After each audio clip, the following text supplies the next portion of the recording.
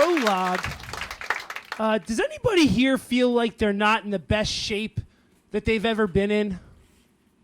Yeah, like maybe like snap, raise your hand, something. So I had this moment a couple weeks ago where I was looking up into the eyes of this beautiful young woman at the Burger King drive-thru, and she was laughing at me, and she said, "Weren't you already here today?" And I was, and I thought to myself, like, I need to get it together. Like, I am not in great shape. So, I started to review my life a little bit and think, like, I don't want to be the one whose cause of death is, like, binging on Netflix and, eating too much Chipotle. So what I decided was I was going to do, I'm Catholic, and I decided to do an examination of conscience. So I was like, it's been, like, 50 or 60 cheeseburgers since my last exercise session at LA Fitness. And, like, what do I hate? Because you need to, when you're Catholic, you need to do what's called a penance in confession. Because in Catholicism, self-hate plus guilt equals the love of Christ. So I was like, you know what I hate more than anything is I hate running. Like, I hate it. It's the worst. Like, you can't breathe when you're doing it. And then, like, I start to hate the songs that I'm listening to. Like, I'll change the lyrics in my mind. Like, I was listening to the Rocky soundtrack, and I was changing, Gonna Fly Now. I was muttering Gonna Die Now when I was running one time a couple weeks ago. But I knew that in the past when I had run, I hadn't really stuck to my goal. So I was like, what can I do to make sure that this time I'm going to keep running? And so I said, this November, I'm going to run a marathon.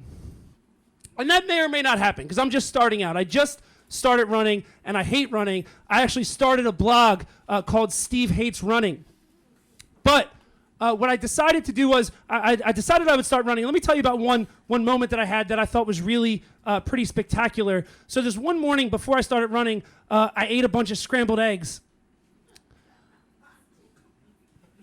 And I went out and I wanted to run, and I've never really been able to run much more than a mile without wanting to pass out. And when I'm running up in scenic Northeast Philadelphia, and there's grass all around me, like on the sidewalk, so that like if I fall, it'll be soft.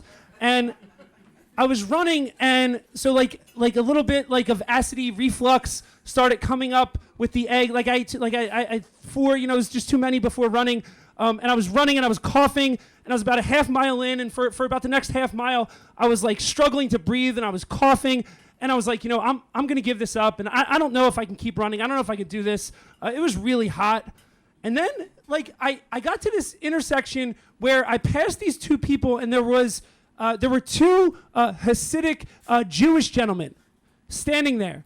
And they stopped because they saw me and I was coughing and I probably looked like I was about to die. And I swear the one of them went like this to me. He did what looked like the sign of the cross. And I was so thrown by it that I stopped. And what was obstructing my lungs, like I coughed up a little bit of the eggs right there on the ground. And I don't know if it was his God that did this, or my God, or some combination of the two, but I kept running that day. Epilogue. That day, it was one of the first times that I've been running, but it was also the farthest that I've run yet. I ran over 3 miles that day, and don't be too impressed by that, because there was one point where I was running up next to a senior citizen in a motorized wheelchair walking with his wife, and they were, much ahead of me. So it's more like I was making, the running motion. But that day was a sign that even though I'm starting out, like maybe I can do this marathon thing, and maybe I can get myself back in shape. Thank you.